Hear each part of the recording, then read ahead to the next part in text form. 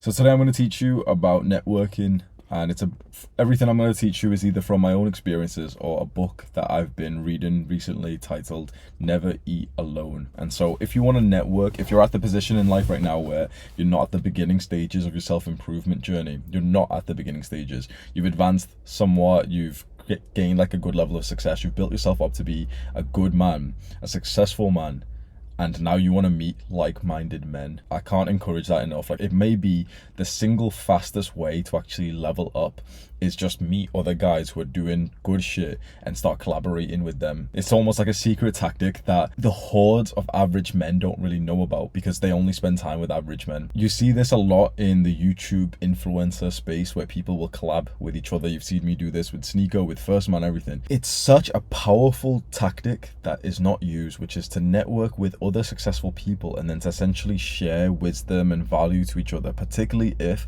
you're all on social media like you see with what's happening with, like, me and other creators right now. Before we begin, I have to give you the disclaimer, and I also have to sort of enlighten you in case you didn't realize right now. The single most important aspect of networking with successful people is to become successful yourself. And I know that's the unsexy answer and you wanted like some quick tip that you could quickly implement, but you have to become successful yourself to be attractive to some other guy who's also built up a good level of success. It's better if it's not in the same kind of like realm of success as the other people have. So it's sometimes there's a benefit to, for example, being in a completely different industry and then getting in touch with someone who's in a separate industry and wanting to like collab with them and share ideas together.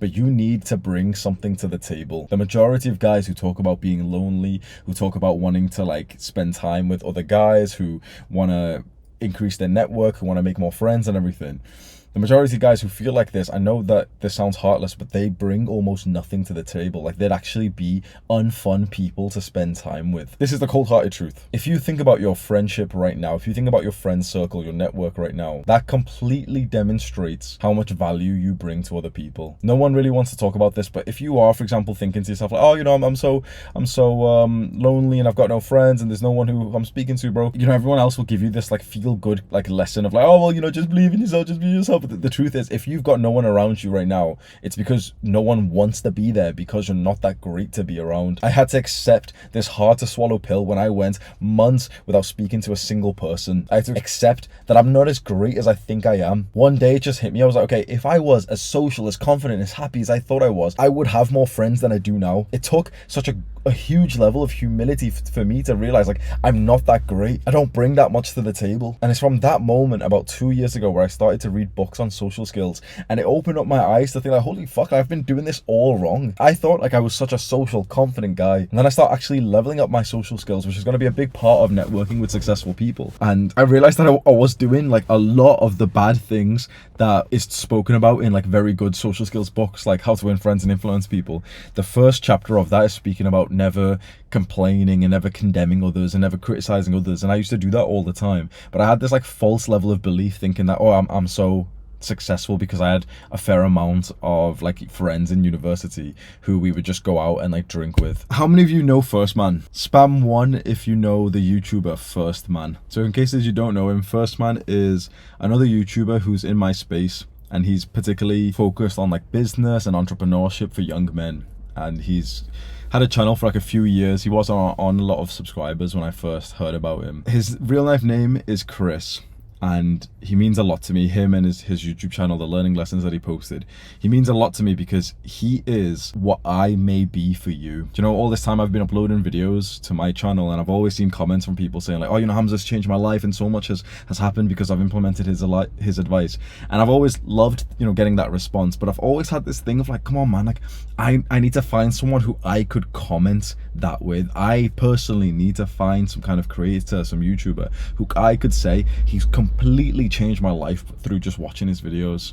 And I didn't have that for a very long time, up until about a year ago today, when I was live streaming on Twitch. So I've been live streaming for like a year, but just very inconsistently because it's not like a big part of my business or anything. It's just, honestly, I'm just doing it for fun. Someone just randomly just kept on spamming saying, go watch First Man, like react to his videos. And I saw a couple of his videos on stream and I was like, oh, this seems interesting. So I subscribed and just kept on watching in the meantime, like off the stream, through my normal day-to-day life.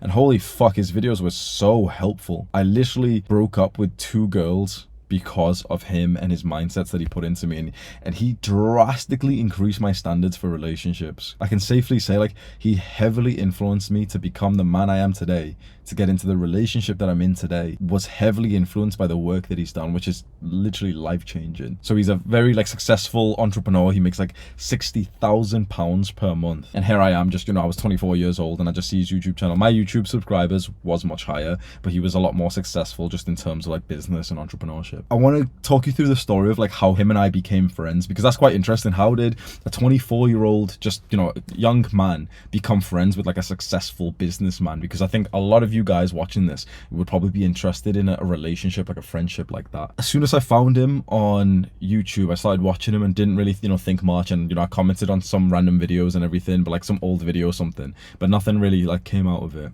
But then I started to just mention him in the same way that I do right now, where, you know, I was hyping him up on stream and everything, and I was saying like, oh shit, his videos are changing my life. What was interesting is that my introduction to him, like how he found out about me, was very easy. Like how he wanted to then collab with me simply because people were commenting on his videos telling him about me. Like, think about that level of pre-selection. Think about that level of power that I had in the situation, that he was getting comments on his videos speaking about me, telling him to do podcasts and collaborations with me. Think about how nice that actually is, how easy it was for me to then kind of have a level of credibility where he knows, oh shit, like Hamza's got followers and everything. Then I commented on one video, which was like a brand new video he made. I commented something and he replied saying, oh hey man, like, hey man, so many people have been commenting your name and stuff, and I've been looking, and you post some really good stuff. Then either I or he, I think it's probably maybe me, whoever it was, one of us emailed the other person, said like, oh, you know, like I've seen your stuff, let's see if I even have the email, let's see actually what I sent. Nah,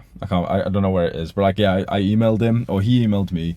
We ended up just speaking quickly and then just getting each other on WhatsApp, and still today, a year later, we still have like a very good like working friendship together. He's changed my life, honestly. He's changed my life forever. He's become like a very good friend of mine. We call each other every now and then, and he's saying like, even though we've never even met in person, he's literally saying like, I've become one of his best friends, that he like looks up to me, I look up to him. It's been so valuable having a friendship like this, and it literally just started just from like me commenting on his YouTube video. So it goes to show you that there are other aspects involved in this, but it can be as simple as just like reaching out to someone online, and you end up having a life-changing friendship with someone who's extremely successful. Why did that happen? Why did this friendship start, and like, you know, this sort of collaboration start with me and First Man? Because other people were commenting on his YouTube videos too, and I'm sure other people would wanted to be friends with him, and other people would have wanted to be friends with me. And someone just said it there, Will Stein Prius, mutually beneficial partnership. That's the exact answer that we needed. The reason why me and First Man became friends, his name's Chris, the reason why me and Chris became friends is because there was a mutually beneficial partnership. Straight away, as soon as we spoke to each other, both of us kind of knew like, oh yeah, well, if we do a podcast or something together, it will perform well. So okay, there's like value exchanged right there. Oh, he's a successful guy, I'm a successful guy. He makes more money per month, like Chris makes more money per month, but my audience on YouTube was like 3 times as big as his. So it was like, oh shit, like we both bring different things to the table, but which are still interrelated. So there was like a mutual potential exchange of value, which really, really excites high-level successful people. So where do you fit into this? You personally, imagine you wanted to be friends with me. Would I but genuinely believe there could be a mutual exchange of value, or would my brain automatically just conclude like, oh no, it's a fan? Because there's been people who somewhat started as fans, you know, they just watched my videos, but they contacted me somehow. They got into my, like, you know, into my my face somehow, and instantly I thought of them as like, oh shit, like this could be someone who's a potential friend who I could gain something. And I know that sounds really like bad, and maybe we have to talk about this because this is really controversial to say like, oh, you know, I'll gain something from this person. How many of you think that's a bad thing to say or to think, that when you meet someone new, your brain thinks, what can I gain from them? Spam 1 if you think that's a bad thing to do, like you're a bad person if you do think, what can I gain from this person? I'll only want to be friends with this person if I can gain something from them. Spam 1 if you think that's bad and that's selfish, and spam 2 if you think that's completely normal. I think the majority of people feel uncomfortable with this idea of like speaking about relationships and friendships as like a value exchange. I think the majority of people think it's heartless to think of someone and just think to yourself, okay, what can they do for me? And you know, even all the social skills books, they say, okay, don't think this, instead flip it round in this positive light and to instead think, okay, what can you do for them? But you only really want to do for this other person if you somewhat believe that they can somewhat do something for you back. A lot of people don't understand this. It seems like my chat does. It seems like my chat's clued up on this, but someone needs to tell you this, and I hope you can believe this. We are all inherently self-interested. If you can realize that simple statement, you will do extremely well in life. We are all self-interested. Now, you know what you're interested in, you know what you want because you've lived in your own brain for a while. But if you just step out of your own shoes for a split second and just ask yourself, okay, we're all self-interested. What are they interested in? What do they want? If you ask questions like this, you will do very well in life. Someone said it there, Belim Valk. There's always some kind of exchange of value. We're all pretty selfish, and even the ones out of us who seem selfless, who are doing like charitable acts, they're even selfish, but on like such a meta hidden level where like someone doing like a charitable act seems selfless, but the reason why they're doing that is actually because they're self-interested. It's just like a better way to go forward to gain what they actually want for themselves. Think about the level of person that you want to attract and be friends with. What do they want? What are they interested in? Would they want to be friends with you? With things like social skills, networking, and friends, and even dating, you need to be hit with some fucking harsh truths. You need someone like me to come and tell you and say, like, you don't bring that much to the table. If you're struggling with making friends, if you're struggling with meeting girls, if you're struggling with doing networking or anything, you know, getting people onto your podcast or anything, bro, it literally means that you don't bring that much to the table just yet. Either one, you don't bring much value, or two, you just simply haven't put in any kind of effort to do this yet. And people don't want to hear this. People would love to just be judged on like that sort of, you know, that shit that we learn in school where, oh, you know, everyone's valuable, everyone's like, we'd love that, but that's not how the world works. Everyone that you speak to, everyone that you look at, everyone that you end up speaking to or that is on YouTube, they're all self-interested and they're thinking about what you can do for them. So what was going through my mind a year ago when I first became friends with First Man? Well, it was in my mind, okay, he's got 30,000 subscribers, I've got 100 and something, but 30,000 like that he's got is still a very good number. So if we did some level of collaboration, some podcast or something, it would still perform quite well. He's a very knowledgeable guy, so I want that knowledge, I want that wisdom, and if me and him end up getting closer and having conversations, I knew that would develop me as a man, and that's exactly what happened. There was an exchange of value. It wasn't just out of the goodness of my heart. I remember there was a girl that I dated who called me out on this and called me a narcissist for this, where I told her like, yeah, well, I care about what people can do for me. I said, that's human nature. And she, like, you know, all these fucking stupid, like, I try not to be like offensive and stuff, but the one thing where I get offensive towards women is when they do this sort of like gaslighting towards men, where they start calling them like misogynist, narcissistic. Shut the fuck up. Just shut the fuck up. Don't fucking label me with any psychological term that you don't even understand yourself. But she started, oh, you're a narcissist. I'm like, no, it's self-interest. There's a difference. And she couldn't understand it, and she couldn't understand that you care about the value that someone can bring into your life because you're providing them value. It's like this fairy tale world that we've been raised in school. So her response, I know this is somewhat different, but her response was like, oh, but I'd rather be seen as like a real person rather than just what like the value I can provide to someone. It's like someone's perception of you is based on their perception of what you add or take away from their life. We've got an interesting topic I'm going to speak about. I'm going to tell you how I got onto a podcast alongside Dr. Jordan Peterson. You all know Jordan Peterson here, I assume. He's extremely famous psychologist, professor of psychology, author, everything. And I got onto a podcast where he has been a guest twice. So the podcast that I got onto is called the Modern Wisdom Podcast, and the host is called Chris Williamson. And I got onto this podcast alongside Jordan Peterson, Jocko Willink, Andrew Huberman, very, very famous people. And I was also a guest on this podcast. How did I get, like, you know, again, 24-year-old, I'm 25 now, but I think I was 24 when we did this. I was 24 years old.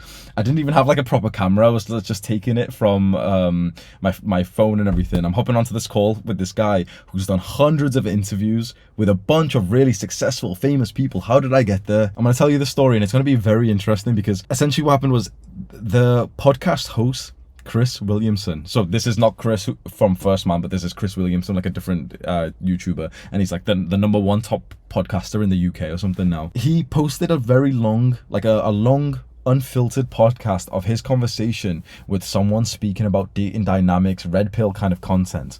and I commented, and I watched it all, and I really, really liked it. And then they posted a highlight of that podcast. I watched the highlight just to kind of refresh in my mind of what I've just learned, and that highlight was just newly posted. I clicked on it and then commented saying something like, I can vouch, or I can recommend the full podcast to anyone who's interested in this. It was really good. So that's, it almost seems a little bit audacious to say that, like me saying, oh yeah, I can recommend the full podcast. I commented that on the highlight. But then of course I had maybe 300, 400, 500,000 YouTube subscribers. I had like the little check mark on YouTube. So it seems like I've got a level of credibility. I posted that comment, and I think he replied, he liked it or whatever. And then he sent me an email. So Chris Williamson, the host of the Modern Wisdom podcast, sent me an email saying like, oh, hey, like, just reaching out. Like, I've seen your content. Thank you for leaving the comment on the most recent video. I've seen your videos and you're doing really well. Like, we should connect sometime. So I replied back to him saying, oh yeah, we should, here's my WhatsApp number, whatever. And then we're literally saying, oh yeah, let's do a podcast. So suddenly, very, very quickly, like this shit moves quick in this online space of like influencers and podcasts and everything. Shit moves quick, man.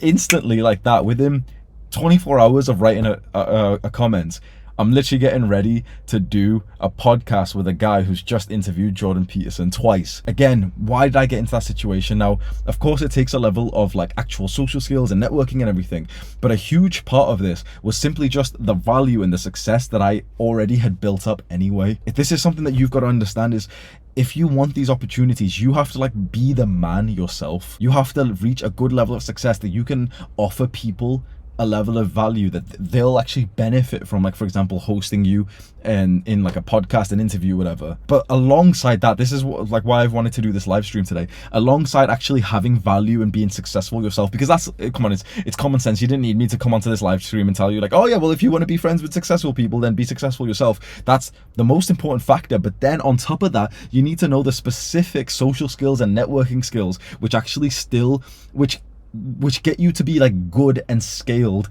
in this skill of networking. Because up until just very recently, till I read this book, Never Eat Alone, my online networking skill has been quite low. So can you guess the mistake that I made with Chris Williamson, so the host of this podcast? After we did our podcast together, I just dropped out. I literally, like, he sent me a message or something. Oh, it's done. And I'll be, oh yeah, well, very nice. Like, okay, the podcast live, nice, fantastic. And then I just didn't really message him again for weeks, for months. He would pop up to me, he would message me saying like, oh hey, I found this article or this podcast which you'll like, that you should, like, he's saying this to me, that I should do a video on. He'd send me valuable content and I'd be like, oh yeah, thanks bro. And I just wouldn't send him anything. I wouldn't like re-give the value. I didn't water, like feed the relationship. And it potentially could have died, but it didn't, essentially because Chris just like carried us. His lower back must be sore, but he deadlifts up, but his lower back must be sore from like carrying this friendship, up until just literally just a couple of days ago, where I read this book and I'm like, oh fuck, okay, like, networking's a very important skill. Let me like foster this relationship. I've been speaking to him more. We've got plans to get him onto the live stream, and seeing how Sneeko handles his collaborations as well. Like, Sneeko's what I would call a super connector alongside Chris Williamson. They're super connectors, which means that they're very talented and very hardworking at the skill of networking and connecting people together. And you want to know people like these super connectors. You want to become one, because these kind of guys, they have the links. So I hop on with, I get Sneeko's phone number. He messages me like, oh, he's just been unbanned. Let's do a live stream tonight. And I'm like, oh fuck, that's a big opportunity. Let's do it tonight. Boom, we do it. Then he literally messages me like, oh, like, he's gonna get Tristan Tate, Andrew Tate's brother. He's gonna get him on a live stream tomorrow, and asked me if I want to join. Chris Williamson, the host of the Modern Wisdom podcast, I messaged, like, we had a phone call just a few days ago, and he just subtly drops that he's quite successful in real estate investing. And I tell him, oh shit, that's something that I want to get into. And he's like, oh yeah, let's have like a 1 hour phone call, and he'll walk me through it. He asked me what I'm doing recently, and I tell him I'm writing a book. An hour later, he messages me like, oh, by the way, do you have a publisher for your book? I'll connect you with one. This is what high-level people do. This is like the conversations that high-level people have, man. It's fucking nice. I was explaining this to Anastasia, like I was showing her some of the messages. And I was saying, like, this is how fucking high-level people actually speak to each other. It's literally like, you ask the other person what they're interested in, what their goals are. And then you literally just keep thinking to yourself, how can I serve them value? How can I help them? How can I connect them with someone else that I know? I've just gotten, do you guys know Ali Abdul, the productivity YouTuber? I've just gotten his phone number. I literally just emailed him. It's as simple as that, bro. I literally just emailed him, just saying like, oh, yo, bro, like I'm going to move to your city soon, and I'm going to, like, we should do a workout together. And he's like, oh yeah, he'd love to. Here's my, his phone number, and he wants me to like go onto his podcast and stuff. I got his number, and as soon as I'm like done with this live stream or something, I'm going to try and connect Ali Abdul with Chris Williamson. I'm going to start doing this shit. I want to be like a connector too now. I'm going to connect guys that I know to each other, and that's going to see, like, that's going to be me leveling up my networking skill. This is, bro, I finally have realized, like, it's taken me a while, but I finally realized, like, this is how high level people collaborate and actually speak to each other. They don't just like speak to each other about mindless fucking entertainment and like of news and publicity and all this shit. Oh, did you see what happened with Andrew Tate? Like, they don't speak to each other like this. They literally like connect each other to their goals. They ask you what your goals are, they keep it in mind, and then automatically they'll just come back to you and say like, oh, I found something that can help you with your goals, almost with this subtle unspoken agreement that if someone provides you value like this, hopefully you will do it to them too.